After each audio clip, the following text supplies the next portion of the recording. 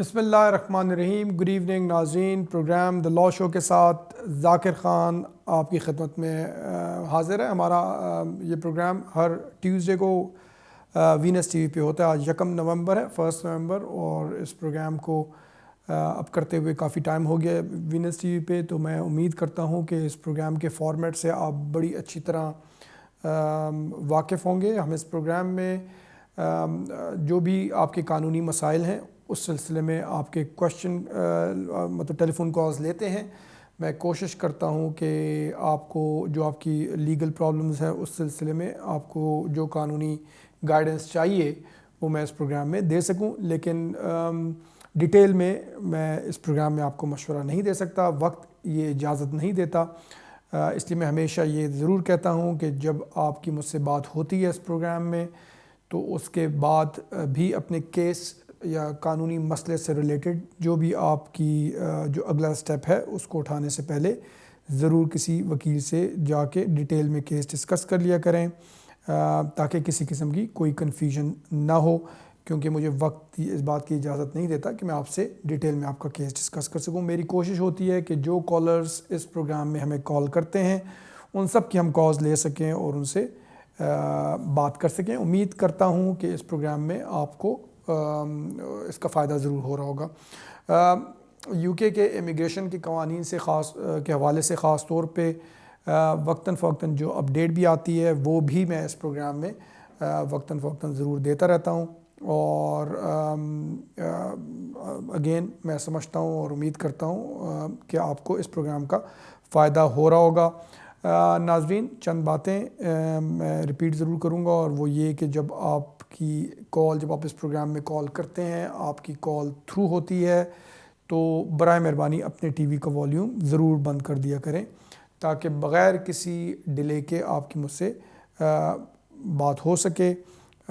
अपना सवाल मुख्तसर एक तक महदूद रखें। कोशिश मेरी होती है कि ज़्यादा से ज़्यादा कॉल्स ले सकें, तो अपना सवाल मुख्तसर और एक तक महदूद रखें।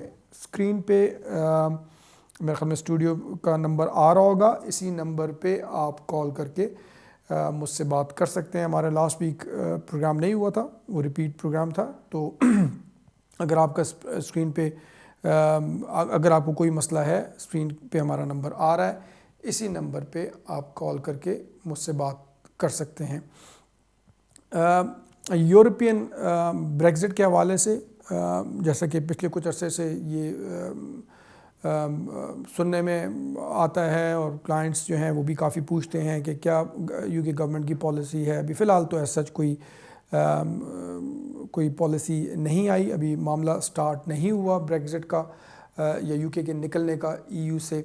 लेकिन यूँ ही अगर कोई अपडेट या डेवलपमेंट होती है इस सिलसिले में तो मैं इंशाल्लाह आप लोगों को ज़रूर इस प्रोग्राम के हवाले के ज़रिए बताऊंगा।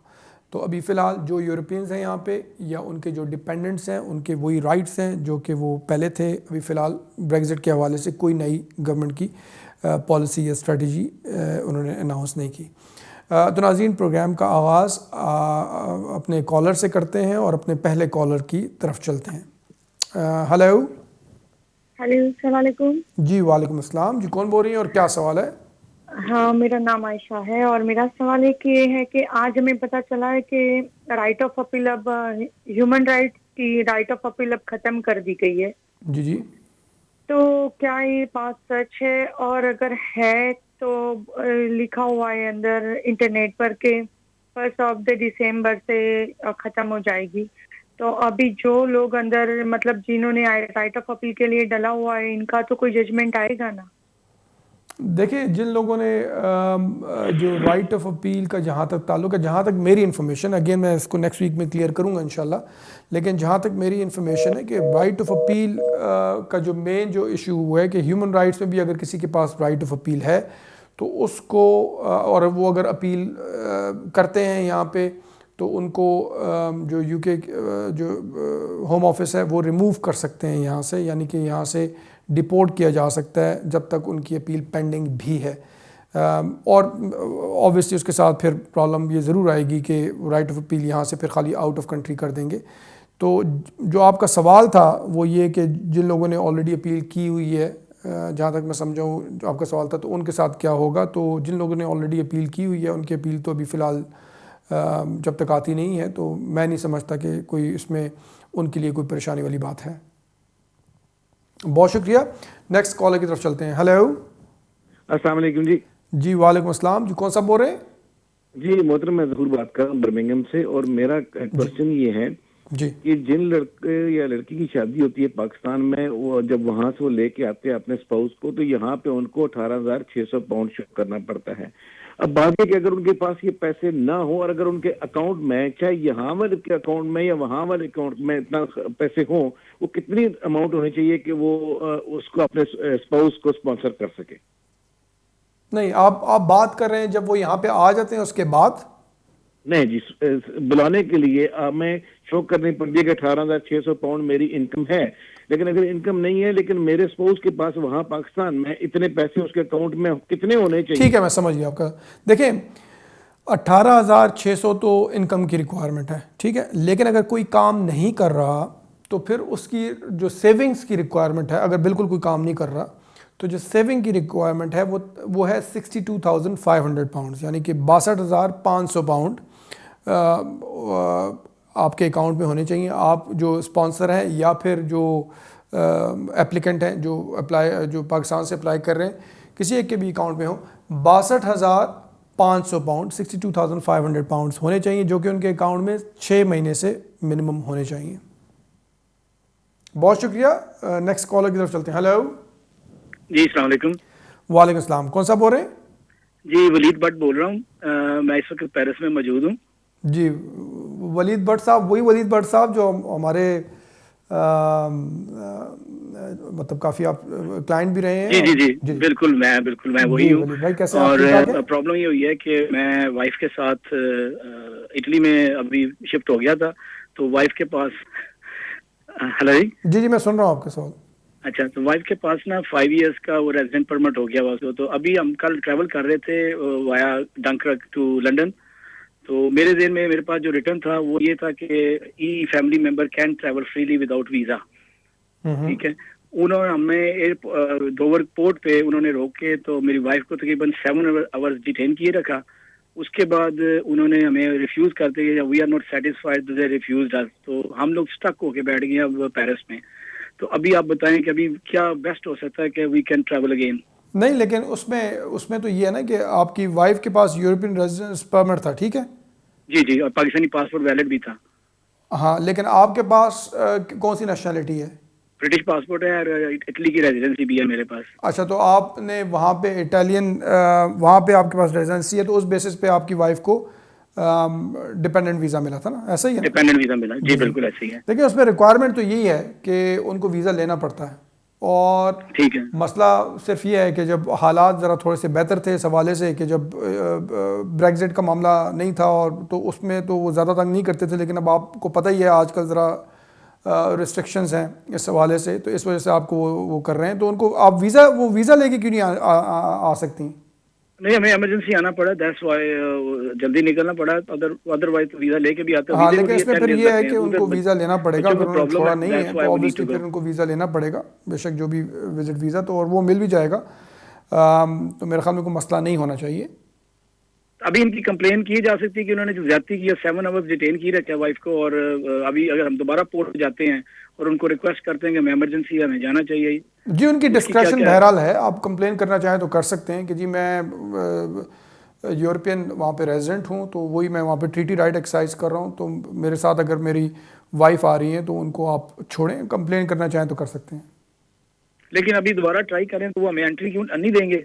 देखें, ये तो जो इमिग्रेशन ऑफिसर है उस पर डिपेंड करता है, लेकिन आम तौर पे वीज़ा लेना पड़ता है।